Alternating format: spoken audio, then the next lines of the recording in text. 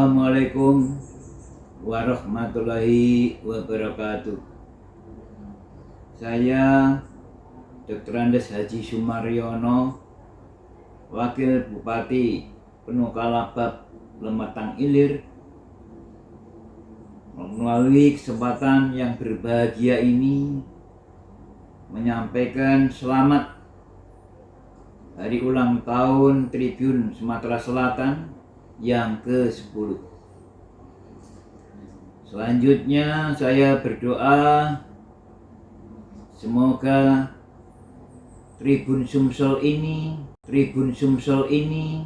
selalu terdepan dalam menyajikan berita-berita aktual, cepat, dan terpercaya.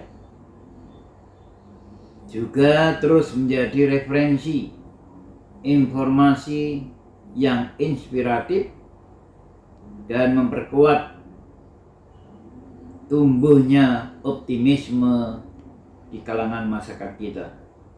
Demikian, terima kasih. Wassalamualaikum warahmatullahi wabarakatuh.